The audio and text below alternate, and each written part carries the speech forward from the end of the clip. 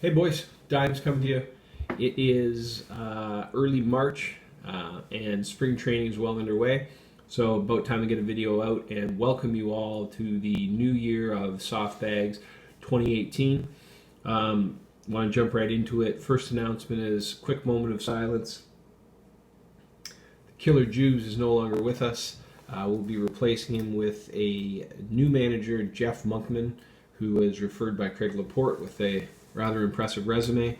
So we welcome Jeff and we say goodbye to John and for his number of years of subpar service.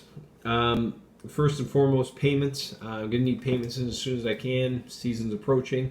We did this really cool thing in my football league that I run where everybody paid me before the draft. It was this novel concept we all thought would work really well, and spoiler alert, it did. So everybody get your payments in. I will only take them by e-transfer. So any of you folks who are not very technological savvy need to figure it out and join us in 2018 and pay me online. It just makes tracking it and paying it out that much easier. Payout structure will stay the same as last year, $115 for the league champ of the regular season, $450 for the grand champ of the playoffs, $150 and $75 respectively for second and third. Matt Tian is exempted from this. He's carrying over winnings from said football league that I mentioned a moment ago, and I wish him continued success in his fantasy endeavors. Moving forward from that, the keeper deadline and draft deadline. Keeper deadline I've set for Sunday, March 18th. Somewhat arbitrary, but it gives a week before the league draft, which I've set for Sunday, March 25th at 5:30 Pacific Standard, 8:30 Eastern. I think that gives everyone with kids time to get them to bed, and anyone who has to work the next day, if we bang the draft out as quickly as we normally do, adequate time to get their beauty sleep. I'm not moving either of those, so if you can't make it, please find someone who can, or set your auto draft. Unless there's a very good reason, we may move the time a bit, but I think those are reasonable times to go with. Get your keepers in now. If you want to move someone, get a trade in. We'll finalize them quickly and get you ready for the draft. But those are the dates we're going with. The only other matter of business that I need to talk about is the stats that we're going to be using. Craig has brought forward his desire to add holds to these stats. There's been some banter back and forth about what people's opinions are. Personally, I at one time was very much aligned with Craig's thinking until we actually added holds. I found it added very little value to the overall league. Basically, what would happen is people would handcuff their closer with their setup man, and you'd start them when you had openings in your pitching, and you may or may not get holds. There was not a whole lot of science to it, and I didn't see any trades that targeted setup men. I personally don't like the hold stat because it's kind of arbitrary. You can come in not registered out and still get a hold. If the lead was not given up while you were in, the team can lose, and I believe you still get a hold.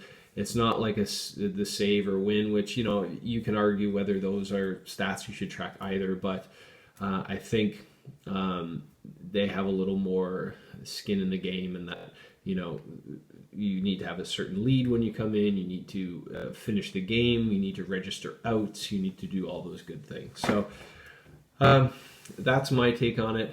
Not every player in a game needs value. We're not going to make up stats for punters so that Pat McAfee and all his buddies play into fantasy.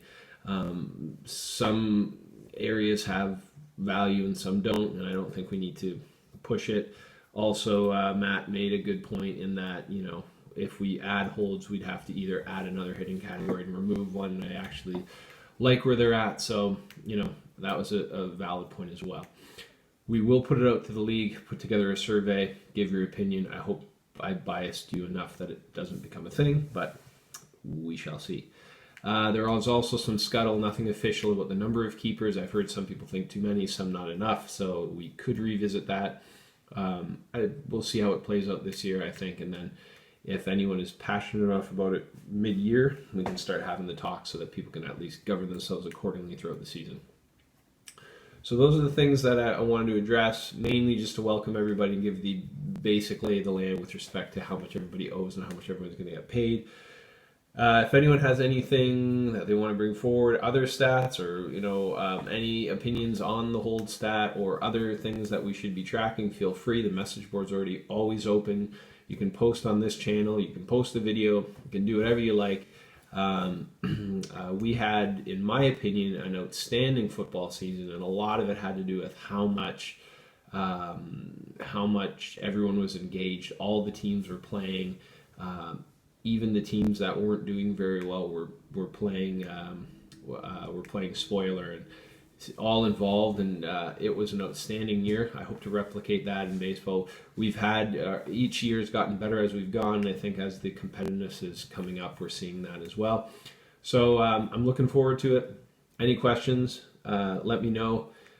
Jeff, welcome, and I hope you enjoy yourself. You'll be seeing a lot of me in all kinds of different get-ups and hairstyles, so I don't know why you need to know that, but just thought I'd throw that out there. So there you go, boys. Best of luck. Let's play ball. Peace. I'm out.